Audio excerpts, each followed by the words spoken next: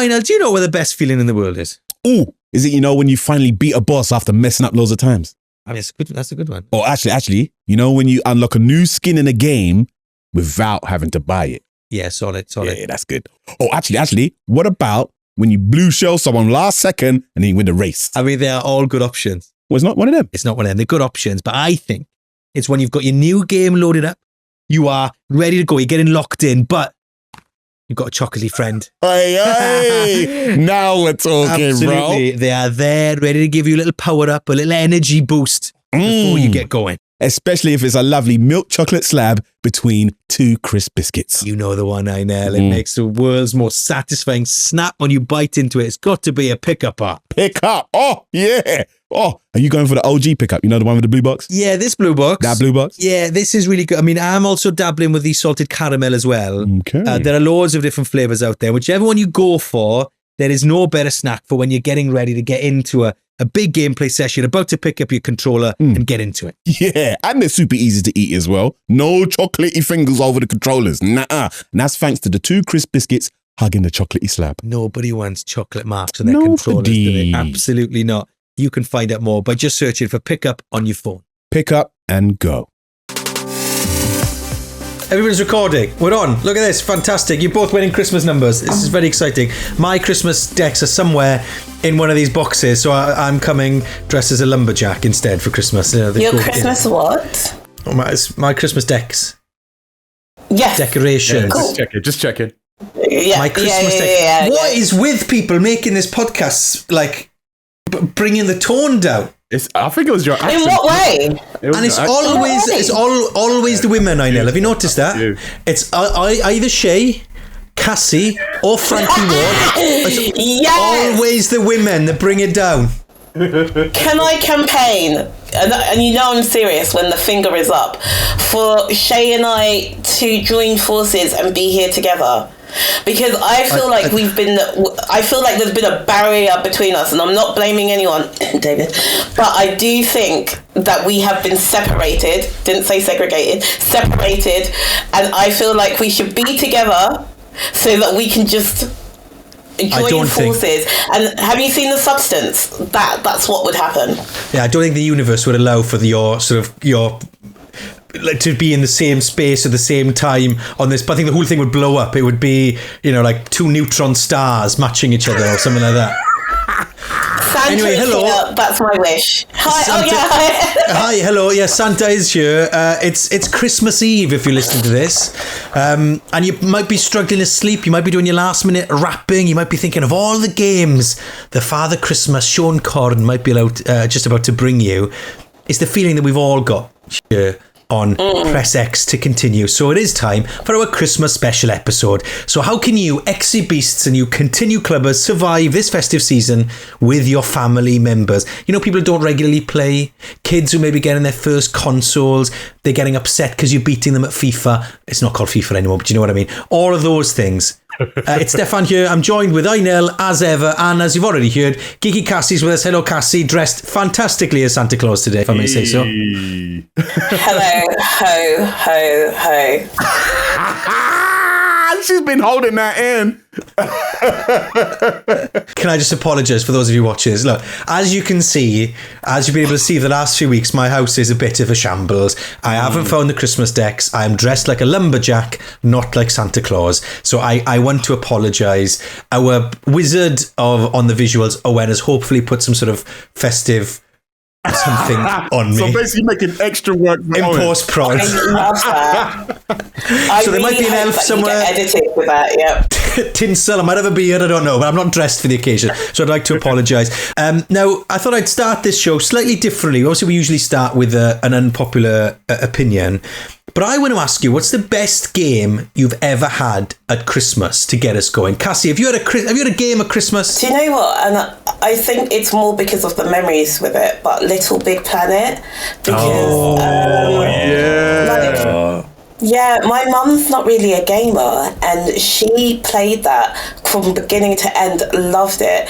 And whenever I think of that game, I just think of the fact that we managed to get her to sit down for once. And so, I think of that when I think of festive games and games like Nintendo, like Super Mario Party, because we always take that when we go to Ghana, and the kids don't know any other games, but they definitely know how to be toxic with that game. I don't know why I'm saying this in such like a bullying way in preparation for the next Super Mario Party, but they are prepared, and I will be prepared this year. So that's what I think of with Christmas. That's a good show. What about you, Aynel? What's the best game you ever had at Christmas? The best game. Oh, I cast my mind back to when I was a kid, and my mum got me Teenage Mutant Ninja Turtles in Time on the Super Nintendo. And my mum was wicked. She's every time she'd get us like a game for Christmas, what she'd do is like she'd let us choose the game. We'd buy it. She'd let us play it for 30 minutes. Then she'd lock it off, tell us to wrap it up for Christmas, and then you have to wait. And that was the best thing, because it was then you got excited, you felt the game. You managed to like play like the first level of a game, and then that was it. And then you just you go to bed dreaming about it. It's like, I can't wait for level 2. You're like, That is incredible. I mean, it's brilliant parenting, but also that must have been torture. Like, let me at it. It was torture, but it made me really look forward to Christmas, though. Like, can I ask you every single time she did that. Can I just slight sidebar? So my son Joseph is mad into turtles at the moment. Loves it. Right? There's a cartoon out we've been watching. I buy him magazines. He's 3 and I haven't introduced him to any games or anything yet. He's played Super Mario Run on an iPad, and the CBeebies games are amazing. The Dougie games and all that stuff. They're really, really good. The Bluey game stuff. But he's not played a console or anything. But you know, Ninja Turtles Shredder's Revenge, the game that came out recently, like the old side scroller. I think 3 is probably too young for him to try that. Do you think? I reckon he'd be able to take on Shredder's Revenge. Like, the good thing about it is there's lots of different difficulty settings. Plus, you can play along with him as well. It's like 5 players, so it's you can play along with him. You can assist him. There's a great feature where if you high five each other, you can give each other health back. So, like, if he's low on health, you can high five him, get his health back up. Yeah, no, it's a great game. Maybe I'll try it. Maybe I will, because he's so into buttons as well. Yeah, he loves Raphael, which is the worst turtle to love. Yeah. I'm a Donatello guy. What are you, Cassie? Raphael's quite hot. Because he's got the deep voice, isn't it? Because he's the bad boy, Cassie, is it? Because he's the bad boy. Like a little rebellious turtle, do you know? He's not going in their lane. He's going slowly in the next one, and I love that for him. Do you know what I mean? Stay in the fast lane, baby.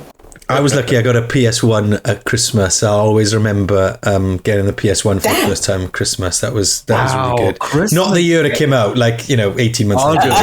Yeah, not the year it came out, a long time later. But so I'll always remember the bundle that came with it. And I've talked about it before, but there was a kart game called Street Racer, which I was obsessed with because I didn't have Mario Kart. Street Racer was a great game. I mean, some of the characterization was really problematic. However, the game was really fun to play at the time. Yeah, there was some, the characters. Yeah, there was. Anyway, less said about that, the better. But it was a really fun game, so I remember that forever. So look, happy Christmas, Merry Christmas to you. If you're listening to this, some people, Christmas is a difficult time of year. If that's true for you, then I hope you get through these next few days, doing the thing that whatever makes you happy, get through it.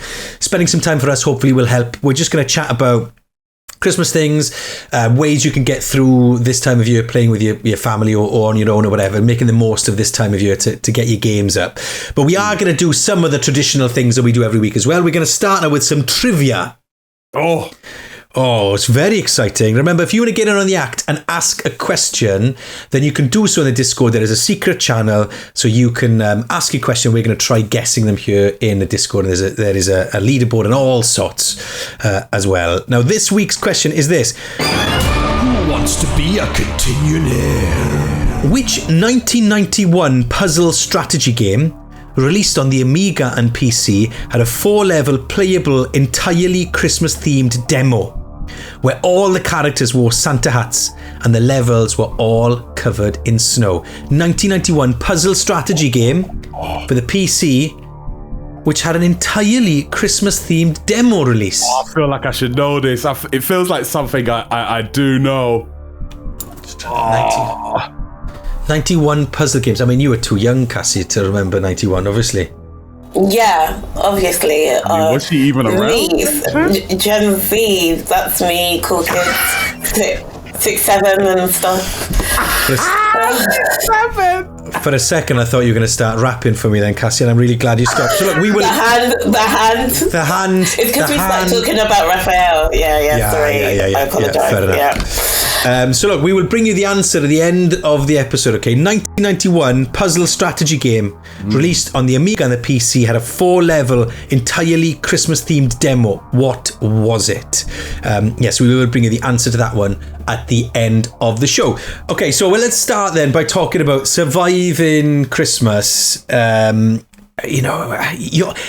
trouble is often, Einel, for people listening to this, you're into your games, you're like the family expert, aren't you? And everybody comes to you with like wanting solutions, and it's like, well, I don't have all the answers all of the time. I did actually have some press X's like message me about like Christmas gift ideas and stuff. So thank you very much for thinking of me in that way, press X's. Yeah. Yes, very, very good. What tips would you give people then in terms of like, getting through Christmas? I've got one major one, but I'd like to come to you first. I think if you're going to do like a family thing, I think go old school with it. Like nobody wants to be playing the latest greatest thing, because most of these latest greatest games, they're single player or they're like online multiplayer only, and everybody can't get involved. Like I always say, like the best generation for like gaming with family, it was like the 360 Wii U, the Wii PS3 era, because you had the Wii with the Wii Sports, you had the PS3 with the PlayStation Move camera, and the Xbox Connect, my personal favorite. There's so many like fun, like happy games you can play. Like one of my favorites is Connect Party, really cheap. Like you can get an Xbox like and Connect Party is super cheap, and with the Connect Party is simple. It's just you put the camera there, it puts some really fun filters and crazy stuff on the screen, and you just mess around, like you're moving around, like tapping things.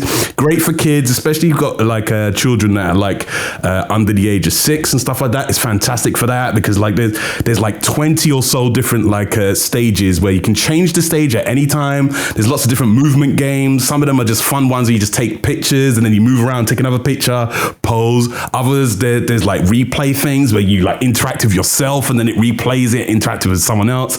There's like, it's really cool. Check it out. Connect Party, super cheap. You can get it like digitally as well, and it's a super fun time, and everyone can play. And that's the one of the main things I always think about for Christmas. Have those experiences that everyone can play. I always, like last year, I spoke about like Jackbox and stuff like that for games like that. If you for modern-ish type of games, but if you want to go old school, Connect Party, you can't go wrong, or Wii Sports. Yeah, okay, that's a good shout, I know, because they are. It's about, Cassie, for me, trying to find experiences that everybody can play without needing like a 10-15 minute introduction. Do you know what I mean? You just want to be able to give them a controller that's intuitive and just press that one button, do that one thing, and then grow from there, right? Yeah, or if you don't have a lot of family, then something... I feel like we end up being so busy, and so most people end up having more time over the festive period. So having like an epic story that you can just end up like being immersed in, so that you can, I feel like that's company. Usually if I have a good story or a good game, then like I kind of forget about everything. So either a good family game, and I think Super Mario Party is great for that, because it's like Monopoly, and so it's just so toxic. I've never seen as many arguments as I have in that. There's been bribery, usually from me. Shay and Imogen, they played that in my house. There was a point that the people that were there, we were just sitting there shook, because they were just looking at each other and going at it. I love that kind of toxicity. But if you're going to go story time, then I think something good like that. Have you tried one of those? Because I really had a good experience one time with the PlayLink. Did you ever try the PlayStation PlayLink, where basically you could turn your phone into a controller? And I'm just sad that they didn't make more of that. And I think Netflix have dabbled with this. We were back home recently, and a niece of mine, through marriage, got a Lego experience game up on Netflix, and everybody could use their phone as a controller. And I just think that's so good. That's so good, because then you don't have to like learn to use something new. You don't have to, you know what I mean? It's like it's there, it's intuitive. So I would seek out those experiences as well if you really want to put time into it, because I think it's just about trying to bring people in together. Like Einel's saying, old consoles are good at that. You're talking about single player experiences that can be good for that as well. But I wonder, there are those experiences out there you can use your phone so everybody can access something. The Jackbox party games are a good example of that, so that people can come in, and the barrier to entry's got to be low, isn't it? It's just got to get people in it straight away. But you know what's really interesting about your idea of like single player experiences games? For me, when people say, "Oh yeah, come and watch me play," I don't know, Red Dead Redemption or God of War or whatever, you've got to think about if you want, that can be a really good way of doing it. I know Gav Murphy's talked about playing Until Dawn before, and you pass the controller around when someone dies. That's a really cool idea. But when you're the player who's like, I think you've got to narrate it a bit. You've got to tell people, "Oh, this is what I'm doing now. I'm going to go get this guy. I'm going to go and tackle this baddie or whatever," and like use it as a bit of storytelling from yourself. Does that make sense? Not just sit and play it and let people watch you, but you've got to like almost pretend like you're Twitch streaming to the room, if that makes sense. Yeah, that's literally how I play. I play games like that by myself. I talk to myself and I talk about what I'm doing, because I'm so used to playing games on Twitch that I narrate what I'm doing. And it's also like I'm working out stuff. So I'll say like, "Oh, so we have to go up here or do this and that." So yeah, I agree. It does help. I mean, it is fun for other people, but I'm also selfish. When I see other people, I'm like, "Give me the control." I want to play now, so you can't sit there and watch. I can't. When I'll get frustrated, even though I know I can't do any better, so I'll still be like, "Oh yeah, I want to be involved in this," and I can't. I have a question though. You know, you were talking about games that you can play. I don't know if you'll know this in your memory banks, but there's a game that we played, and it was almost like a detective mystery kind of game, and we could use our phones to do things, to kind of guess things, to impact what happens with the game.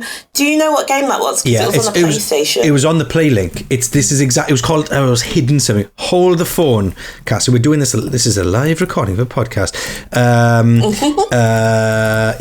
one of you was a mole, and you had to try and guess who it was. It was so good, and hidden. What was it called?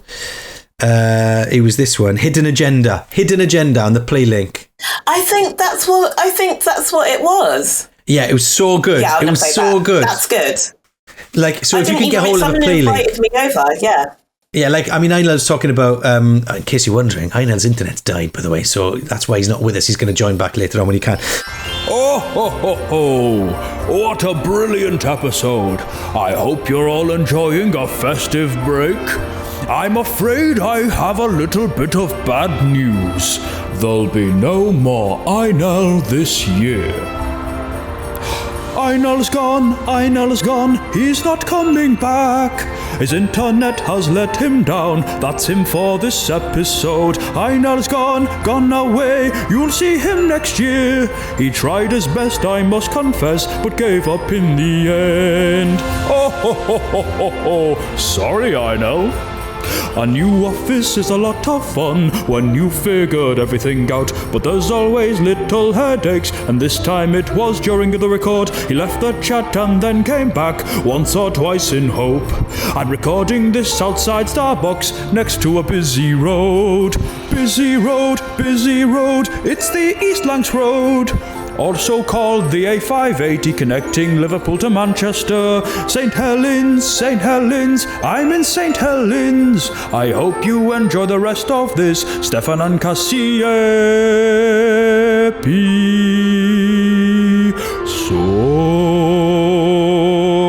Oh, ho, ho, ho, ho, ho. Goodbye. But yeah, I was talking about like getting old consoles out. If you can get hold of a PlayLink and play Hidden Agenda and games of that nature, it's so good. I'm surprised they didn't do more of that. But there are ones out there for you can go and explore and try and dig those out. I think what we're trying to say is low barrier to entry games. Narrate. If you're playing a single player game and you're telling people, "Oh, look how cool games are. This is amazing." You've got to narrate them, and I think you've got to accept, Cassie. I don't know if you agree with me here, but when you're trying to get the family to play with you, you're not playing it for you. You're playing it to be the conduit that'll let everybody else. If you're playing multiplayer FIFA, you're always passing the ball. Do you know what I mean? Yeah. You're explaining. You're like dungeon mastering it, but for games, if that makes sense. Yeah, that's such a good way of saying it. I think so too. Yeah, and especially if it's people that aren't really used to it, but they like TV shows. I feel like watching a game is like a TV show, but you're just the narrator. I also think, the story games, there's some games that I don't like to play on stream because there's so much text. I can read, but like the visual novels, but getting people together and giving them a voice and each person to do something within that visual novel is such a fun way of doing that as well. So that's cool. So they're like, it's just like role playing it a little bit. Yeah, I haven't thought about that. This is good. See, new ways of thinking about how to play games at Christmas. I would also say I think it is worth being humble. It doesn't really matter if you win or lose at Christmas. It's about everybody having a nice time. Now, some people might disagree with me there, but in my book, nobody cares if you win or lose at Christmas. You just play for fun. I agree. Yeah. Okay, so look, share your tips with us, because a lot of these tips for Christmas can be useful all year round, right? So if you've liked our tips, narrate single player games, play games with low barrier to entry, find titles you can play with your phone as well, like the PlayLink, or I was talking about the different things you could do with the Xbox 360, use the Xbox 360. If you like our tips, then send us more. Get in the Discord, get involved, share your tips to us for like big group gaming with people who haven't played before, and then we can share them throughout the year, because even though it's handy at Christmas, it can also be handy the rest of the year round as well. So we would love to hear from you. Let's talk about the best Christmas games then to finish off this episode, Cassie. We're going to be doing some more top 5 episodes actually in the new year. So we thought we'd start with giving you 5. Yeah, it's going to be fun. We're really excited about that. So watch out for that in January. Yeah. So we just thought we'd talk about 5 Christmas games. What's your best Christmas game? Okay, so I know I said that, like, do you mean in the way like Die Hard is a Christmas movie? Anything you want to play at Christmas. Okay, up to you. All right. So to me, God of War represents Christmas, okay? And the reason why is because Kratos is like Santa, there's snow, and he also has he's got like red branding. So is he not the embodiment of Christmas? Yeah. Maybe, yeah. And it's snowy. So that's a Christmas game. If you think it's snowy, God of War 4 is snowy. So, okay, we'll take that God of War. I'm going to say, we're talking about sort of playing games together and what have you. It's got to be Overcooked 2 in particular, because that is a great party game to get people together. And you talking about the stressful environment some of your mates have been in, playing some of Mario Party, whatever. I think Overcooked and Overcooked 2 should be in that conversation. So I'm going to say, so we've got God of War, we've got Overcooked. Right, next. Just Dance. Okay. Yes. Yeah. Just Dance. The reason why, 1, because it's dancing together. 2, because I love the fact they've got different levels of accessibility. So even if you can't like stand or do some of the movements, you can sit down and do it. And also, they have snow. They have snow in them, and if you have snow in them, that makes it automatically a Christmas game. Okay, so we got Just Dance. That's 3 then. I'm going to suggest... it's so many different fun games you could play at Christmas, and I don't want to be the guy that just says Mario Kart. But you know what's a brilliant game to play at Christmas? Or any of the WWE games. Because you can have 4 or 5 players and you just button mashing, and it's easy. Everybody understands wrestling. It's fun, it's silly, it's competitive. So I'm going to say any of the WWE games. I had such a blast playing with my nieces and nephews on WWE last year that I'm gonna go big and suggest the WWE games. So that's 4. So what are you finishing us off with then, Cassie? Heavy Rain. Wow. The no context, just heavy rain. Heavy rain. Okay, cool. There we are. No, don't say. Listen. Say no more. Say no more. Heavy rain. If you don't know what heavy rain is, Google it. Understand. Okay, so look, those are our top 5 Christmas games. I mean, people will have a riot with that list, won't they? But look, also send us your suggestions, because sometimes you want to feel Christmassy all year round, don't you? Right, this week's trivia then. Which 1991 strategy puzzle game had an entirely Christmas themed demo? Any guesses? I have no idea, and I'm really curious. I think you lot have really good questions, by the way. They're good, aren't they? They're so good. So bravo, everybody in the Discord that's sending us questions. I'm going to say Columns. Was that a game from like the 90s? What's Columns? It was the one. It was like an early version of Candy Crush. It was definitely on the Sega Mega Drive, but I'm assuming that it started on the Amiga first. What's the answer? Oh, we're both wrong. The answer was Lemmings.